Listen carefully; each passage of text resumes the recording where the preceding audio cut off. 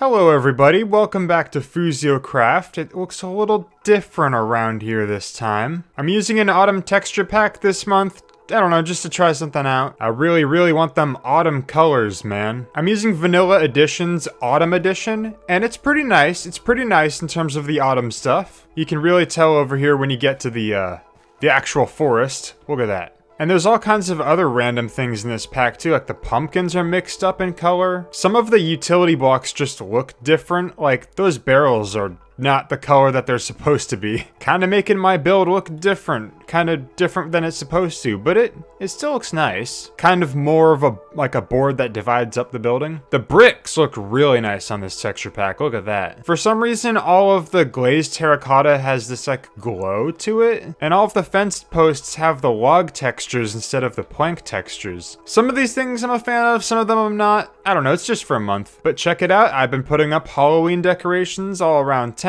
It wouldn't be a Calcite Cove Halloween if we didn't keep it thematic and coastal. So aside from your standard hay bales and pumpkins, I've thrown around some drowned heads, some glow squids. Those are the spooky things around here. Plenty of cobwebs between the buildings. It looks nice. I really like it. This is one of those things that I really like about Minecraft is the ability to just decorate something. Oh my gosh, double frog hop action. I'm big on decorating things, but I'm also pretty cheap and I don't want to go out and buy a ton of decorations in real life and then have to store them somewhere. It's so much easier to do that in a virtual world like this. So that's one of the things I really appreciate. Man, the frogs are going crazy today. Look at all the Halloween decorations up in the residential neighborhood. This looks so cool. It almost makes me want to hurry up and fill this place with villagers and stuff just to give it more life. It's not the same without the trick-or-treaters, but I ought to get back on that grind, and grinding I have been doing. As you remember last time I dug out this huge hole down here, and this time, I've been making it a trench. I've been expanding it a lot. I'm just gonna run a big, deep trench all the way from this massive section here to the other side of the docks. And from some caving that I was doing, I'm pretty sure if I make this area over here deep enough, it'll connect up to a massive underwater cave, and that will be perfect because that's a huge section of deep ocean I don't even have to mine out. So I'm really excited to potentially connect up to that underwater cave. But meanwhile, when I'm not carving out the ocean, I want to continue expanding upon what I've been doing here on the docks. It'll be easy, I just have to replicate this crane design 1 or 2 more times. Try to get this whole section feeling more finished. That way this section will be that much easier to fill in. I've been busy designing and creative last night, and here is the shell of the newest building in Barreleye Bay. Finally another building on this side. It's not done, but you can kind of get a sense of what it's going to be like having buildings on both sides. I don't want the buildings on this side to be too big so that you can't see these from the water. And I also didn't want to super obstruct the view of my old shack here. So as you can see, I've been doing some mad texturing on this one. Really going in harder with darker blocks where there would be more shadow. And I think I'm getting a lot better at texturing in general. So I think when I eventually return to Calcite Cove, that's one of the things I have to come back with. And it took me a little bit to think of purposes this building could have, and I decided upon kelp. This is going to be the building where I generate the dried kelp blocks. I just generate kelp in general. This is one of the big greens type things that I kind of forgot to put in the greens factory, and it doesn't really have too much more room to fit in there. So I decided to make it its own building. And you know, this is the most oceanic greens thing to be generating, so it'd make more sense to be right here on the water. So this building is not in a finished state. This is just the basic wall work. I'm gonna go back in and do a bunch of detailing. I just wanted to show off the texturing that I did. Now this side is a bit plain and flat, and that's because I'm going to have another building right up against it here. I don't know what it's gonna be yet, but I think I'm gonna build out of black stone mostly. My vision is several types of buildings that are all kind of connected together, and maybe in this area where there's gonna be this big gap, there may be like a pipe or two running from one building to the other. I think that'd be cool. And just from above, I want to get a little bit of a sense of how it's going to be in the landscape.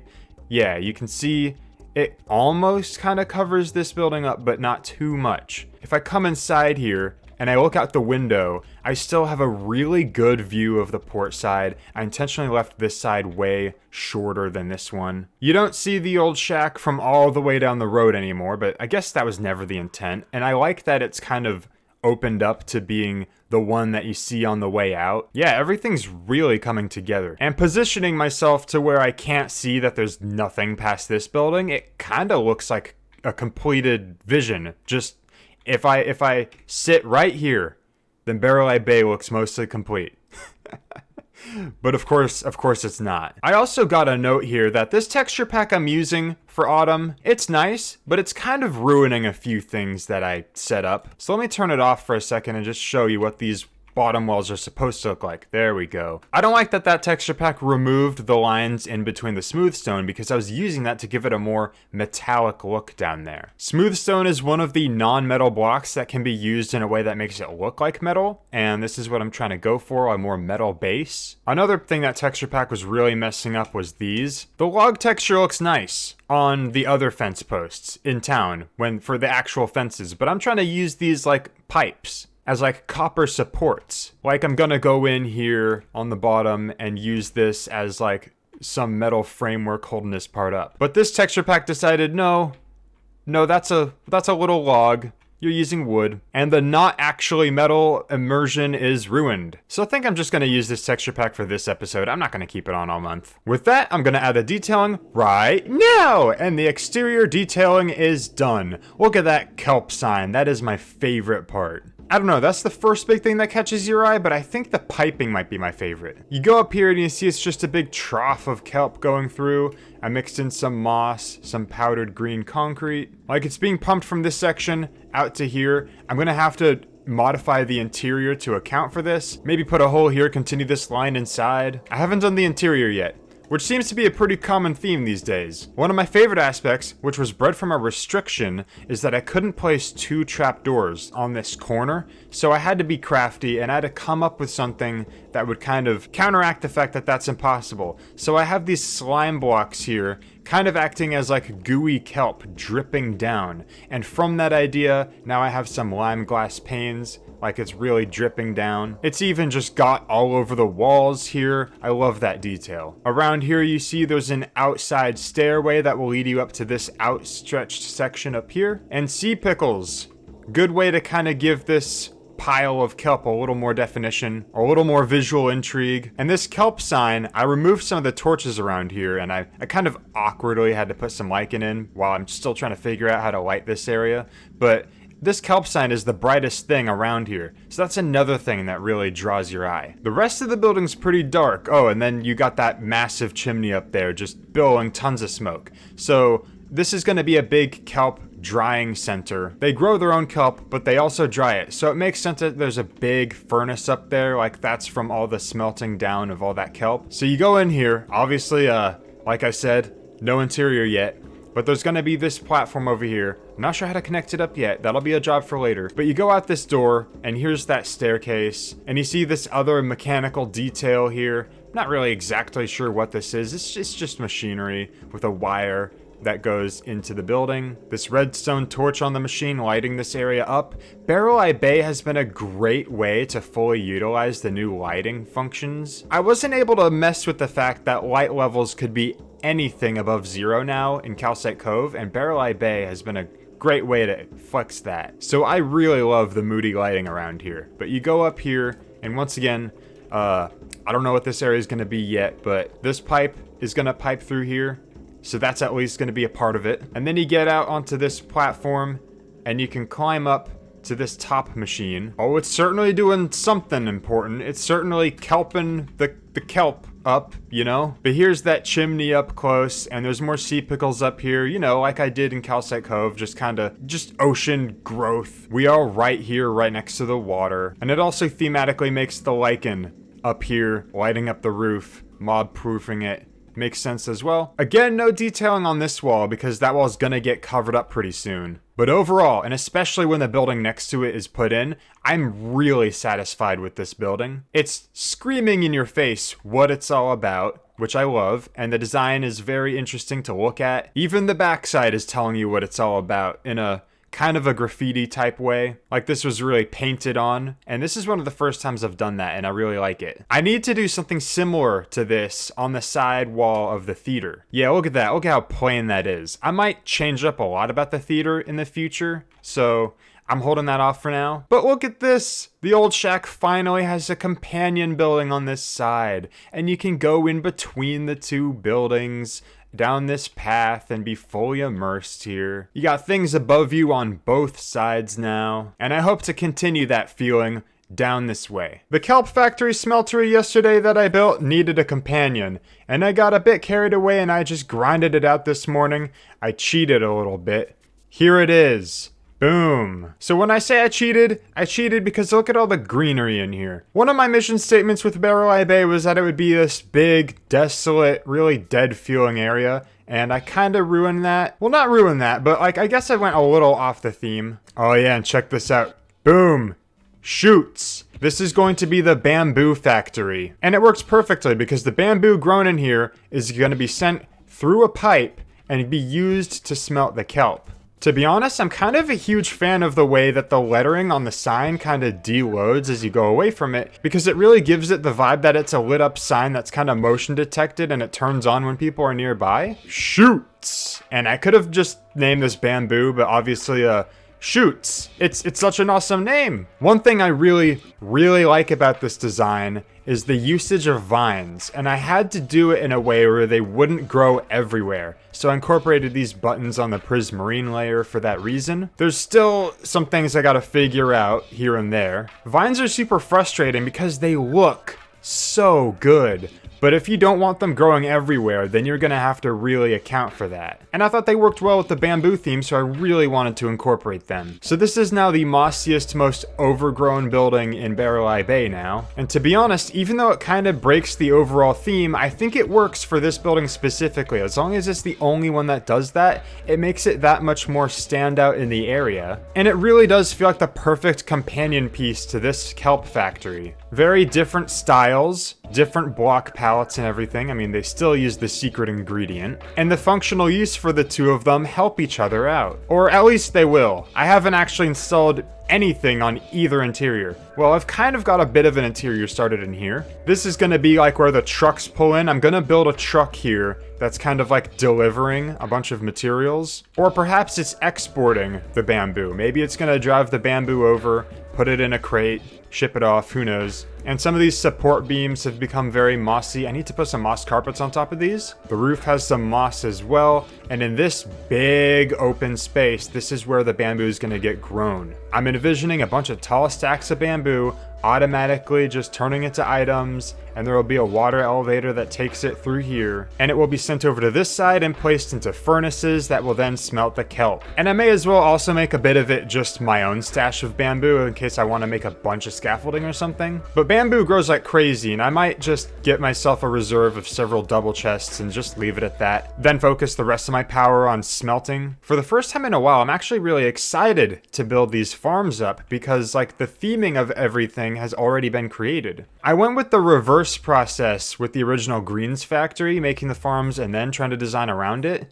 And I like the idea and concept, but I feel like it just didn't work out as well. I think coming up with what these buildings would be for, designing the building, and then going in and putting the farms in, I think I like that process better. For all I know, the farms are gonna fit in there awkwardly, but you know what? So be it. Look at how good these buildings look. And I've continued this mossy pathway down here. This is gonna be where the truck is. And I've also decided that this stretch of docks is going to be just this wide. And the third building that's gonna be in this section is only gonna go to this point. This is gonna be its maximum width or length or whatever. Let me take a look at it from above because it's always super satisfying. Look at that. Look at how this side of the street is really coming together. Let me get up here. Yeah, so as I was designing this building, it got a little tall and I went through a few variations of this section. Trying to maintain specific sight lines is a very good design restraint that really informs a build. Sometimes when something's just too open-ended for me, I just don't even know what angle to use, where to even go with the building. So I'm glad I had that angle of I want to still be able to see a lot of the factories behind it. So yeah, I'd say from the water, I did a good job. job. I purposefully made this way shorter than I originally envisioned. And it worked out great not just for the sightline, but also making this section of the building that much more protruding and dominant. And then of course, let's see what it looks like from my window. Once again, you can still see out to the dockside and you just see a little bit of it peering over from the kelp building. Look at that, dude. Suddenly the view out this window is so cool. Like now I really feel immersed here. Before I just saw nothing out that window. Now I'm seeing cranes and factories. It's so good. Oh, another cool detail worth noting is that there's a little bit of an intersection here. It divides this backside up in equal segments, and I think it looks really cool. In here I snuck a spore blossom, so the entire building has got that particle effect going on. Oh, and finally, I've been really wanting to use smithing tables as a floor for forever now here, and this factory has offered the perfect way to use it because it looks really good with the surrounding blocks. So yeah, that's it for its exterior design. I think I'm gonna go work on the actual farm parts of these factories now, build up the truck, you know, continue controlling these vines, figuring out how to position them. I also got to string up some of the bamboo up there because it's gonna get way too tall way too fast. You know, I really like this hill up here. I don't know why all the mobs come up here, but it's a nice place to just chill out, relax. A bit of a spoiler here. I don't know if I'm actually going to do it because I don't know when 1.20 is coming out. I don't know if it's going to be such a massive update that I'm going to want to change the world. I'm not sure how much time I've got, but if I've got time, I want to build up a mountain here. I kind of teased that there was a reason I was collecting all the material from when I was digging out the ocean, and this is why. So sadly, this hill may end up being demolished and become a part of this mountain, although I guess if the animal's AI wants them to go to the highest point in the area, then I guess they'd just transfer up. That would be an interesting experiment. If I do make this mountain, I'm gonna see if they're gonna all go to the mountain peak. My thinking is it would be a really good backdrop to both Calcite Cove and to Barreleye Bay. And I can really forest up the side of the mountain. Maybe also, if I have enough time, the road that kind of ends over there could turn into a mountain road that veneers up, and there will be like a big campsite with some log cabins up there. I don't know. That sounds like a really large task. Speaking of really large tasks, I was looking at this map in here earlier, and it began to dawn on me just how large of a project Barreleye Bay actually is. Like, it's bigger. It's bigger than Calcite Cove, if not equal. Oh no, it's definitely bigger. The power plant that's gonna go down here, and the gas station, that's gonna cement it. So I guess no wonder a project I'm trying to cram in like 2.5 months is taking me a while, when it's just as big, if not bigger, than this project that took me far more time. But with that comparison in mind, I do think I've made some really fast, really strong progress. Also, I kind of gave up on that autumn texture pack. If you notice, I haven't been using it for a few clips. But I have been building away, and now we have a second crane here. It's currently not holding anything. The next step over here is going to be to super flesh out the container area, pile them up, fill them with secret goodies, and then I also built this truck here. It's in a similar vein to the burger truck that I built earlier. It's the same size and dimensions, but I think I gave it a much better window than the first one. The design and the colors are relatively more simple, and I would have the back brake lights here if the doors weren't swung open.